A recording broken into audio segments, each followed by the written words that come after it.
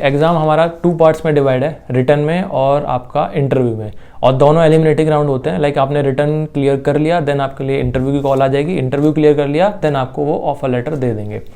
Okay, so finally पहले हम written की बात करते हैं। रिटन में 3 सेक्शंस होते हैं गाइज। लॉजिकल रीजनिंग होता है, वर्बल होता है एंड क्वांट होता है। लॉजिकल में आपके 15 क्वेश्चन आते हैं, वर्बल में आपके 40 क्वेश्चन आते हैं, क्वांट में आपके 10 क्वेश्चन आते हैं। ठीक है, तो क्वांट मैं कहूँगा कि ईजी होता है, क्वांट इतना डिफिकल्ट नहीं पड़ेगा आपको।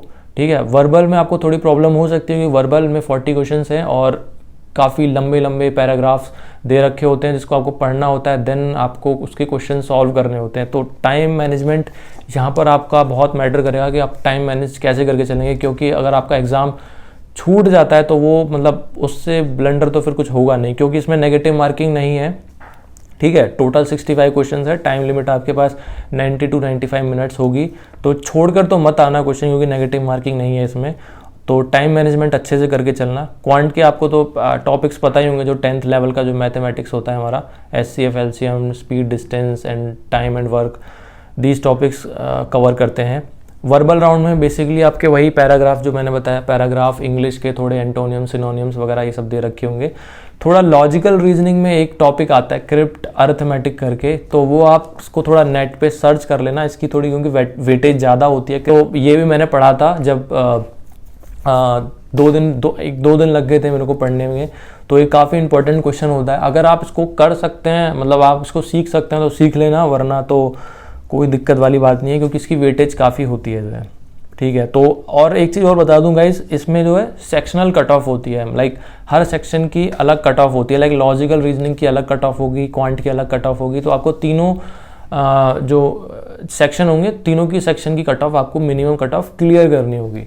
ठीक है गाइज, फिर अगर आप इसका रिटन क्लियर कर लेते हैं सक्सेसफुली, और हाँ गाइज मैं आपको इसकी प्रिपरेशन का, मैं रिटन आप कहाँ से प्रिपरेशन कर सकते हैं वो बताता हूँ। लाइक आप इंडिया बिक्स एक वेबसाइट है, वहाँ से भी ट्राई कर सकते हैं। जावा टी पॉइंट भी है, और अगर आप वेबसाइट से ऑनलाइन नहीं पढ़ना चाहते तो आप बुक से भी पढ़ सकते हैं। लाइक RS अग्रवाल रेफ़र कर सकते हैं, या फिर आप अरुण शर्मा करके जो कैट की जो बुक होती है वो भी बहुत अच्छी बुक है क्वांट के लिए, तो आप वो भी उसमें रेफ़र कर सकते हैं। तो गाइस रिसोर्सेज आपको बहुत मिल जाएंगे। ठीक है, आप नेट पे सर्च करना, बहुत रिसोर्सेज मिल जाएंगे आपको लॉजिकल रीजनिंग एंड एप्टीट्यूड का प्रिपरेशन के लिए। ठीक है, तो उसमें कोई प्रॉब्लम नहीं होनी चाहिए आपको। तो जैसे हम रिटन क्लियर करते हैं, रिटन क्लियर करने के बाद ही उसी दिन आपको आई थिंक रात में या फिर शाम तक आपको मेल आ जाएगा कि आपका रिटन क्लियर हो गया है और आपका नेक्स्ट डे इंटरव्यू है। तो इंटरव्यू गाइज इसका HR प्लस टेक्निकल एक साथ ही होता है। ठीक है, तो आप HR में तो बस ये कुछ 2-3 क्वेश्चंस होते हैं, गूगल भी कर लेना, मैं भी बता देता हूँ। तो वो अच्छे से प्रिपरेशन करके जाना उनकी। Like tell me about yourself, like why you wanna join in forces. तो ये कुछ ऐसे कुछ क्वेश्चंस हैं जिनको आप अच्छे से प्रिपेयर करके जाना, क्योंकि बहुत इम्पैक्ट पड़ता है सामने वाले पे कि आप इसका क्या आंसर देते हैं। ठीक है, इंटरव्यू के लिए मैं आपको एक देना चाहूँगा, क्योंकि मेरे चैनल पे जो सब्सक्राइबर्स हैं, जो बहुत लोग अप्लाई करते हैं वो नॉन CSE बैकग्राउंड से भी होते हैं, लाइक मैकेनिकल, इलेक्ट्रिकल। लाइक उनका रिटन वाला पार्ट बहुत स्ट्रांग होता है, मैथ्स वाला पार्ट बहुत स्ट्रांग होता है, वो इजीली रिटन क्लियर कर लेते हैं। बट इंटरव्यू में उनको थोड़ी सी प्रॉब्लम आती है, क्योंकि इंटरव्यू में कुछ टेक्निकल चीज़ें पूछी जाती हैं। ठीक है, तो वो मैं बता देता हूँ कि आप एक लैंग्वेज तो मतलब कर लेना, लाइक C++ या जावा, कोई भी अपने मनपसंद, कोई भी आप फेवरेट, क्योंकि आप भाई एक IT कंपनी का इंटरव्यू देने जा रहे हैं, तो मतलब वो कुछ तो आपसे एक्सपेक्ट करते हैं कि हाँ आपको कुछ तो एक कंप्यूटर साइंस का या कुछ तो एक IT से रिलेटेड कुछ चीज़ तो आनी चाहिए। ठीक है, तो आप एक लैंग्वेज तो आप ज़रूर करके जाना। ठीक है, और कुछ बेसिक प्रोग्राम्स भी कर लेना, लाइक पैलिंड्रोम वाले, और लाइक फिबोनाची सीरीज़ हो गया, जो बेसिक्स प्रोग्राम होते हैं, छोटे छोटे प्रोग्राम होते हैं। तो वो आप एक गीक्स फॉर गीक वेबसाइट है, तो वहाँ से आप देख लेना। लाइक उसमें एक गीक्स फॉर गीक्स में एक सेपरेट सेक्शन दे रखा होगा, लाइक इंटरव्यू एक्सपीरियंस। तो बहुत लोग अपना इंटरव्यू एक्सपीरियंस शेयर करते हैं, और फिबोनाची सीरीज़ तो मेरे से भी पूछी थी इंटरव्यूअर ने। तो ये चीज़ें आप छोटी छोटी चीज़ें तो आप कर लेना। एंड उसके बाद मैं आपसे एक चीज़ बोलना चाहूँगा कि जब आप अपना रिज्यूमे बनाएं, तो रिज्यूमे में आप वही चीज़ें मेंशन करें जिनके बारे में आप श्योर हो। लाइक मैंने बहुत लोगों को देखा कि वो बहुत सारी चीज़ें मेंशन कर देते हैं, लाइक मैंने ये वर्कशॉप अटेंड करी थी, मेरे पास ये सर्टिफिकेट है, ये सर्टिफिकेट है। तो ठीक है, वो आपका इंटरव्यूअर आपका रिज्यूमे पढ़ेगा, देन वो पूछेगा अच्छा आपने ये भी करा है, आपने अच्छा IoT भी करा है, मशीन लर्निंग भी करी है, तो वो आपसे वो क्वेश्चन पूछने लग जाएगा।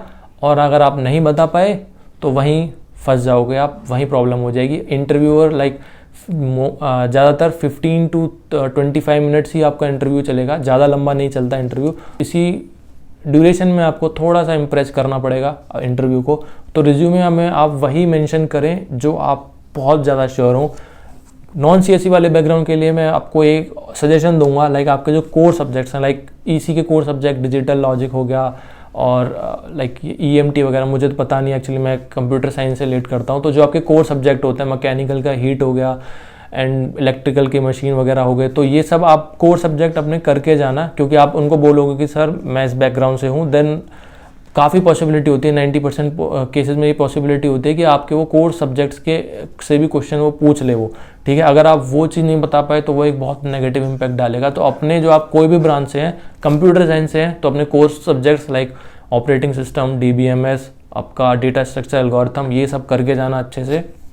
अगर आप नॉन CSE बैकग्राउंड से हैं तो आपके जो ब्रांच में जो कोर सब्जेक्ट्स होते हैं उनको अच्छे से कर जाना।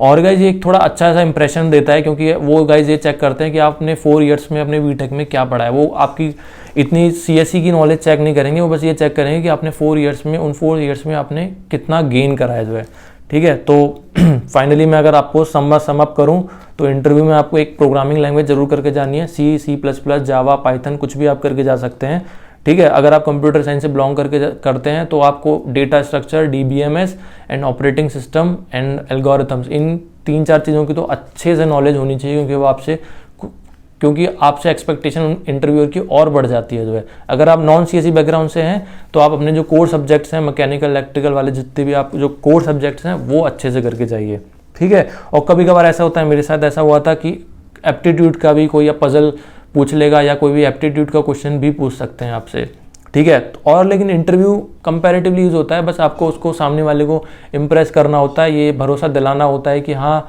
हम एलिजिबल हैं और हम सीख लेंगे। क्योंकि at the end of the day आपको वो फाइनली इंटरव्यू के बाद ट्रेनिंग देंगे मैसूर में, 4-5 महीने की ट्रेनिंग होगी, ठीक है। तो बस वो देखेंगे इतना कि हाँ आप मतलब वो चीज़ें सीख सकते हैं, कि आप उसके कैपेबल हैं, बस वो आपको इंटरव्यू में यही चेक करते हैं। इंटरव्यू इतना टफ नहीं होता, बट लेकिन अगर आप अच्छे से प्रिपरेशन करके जाएंगे तो क्लियर हो जाएगा जो है, ठीक है।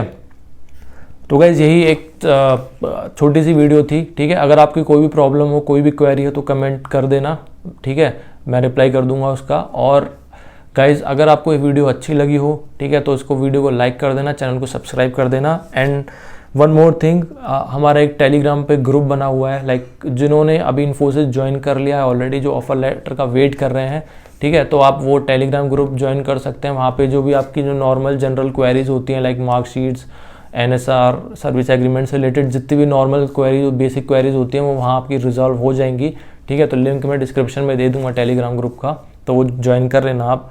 ओके, सो फाइनली मैंने आई थिंक सब कुछ कवर कर दिया है। ओके, सो मिलते हैं फिर नेक्स्ट वीडियो में। अच्छी लगी हो तो लाइक कर देना, सब्सक्राइब कर देना। ओके, तब तक के लिए गुड बाय।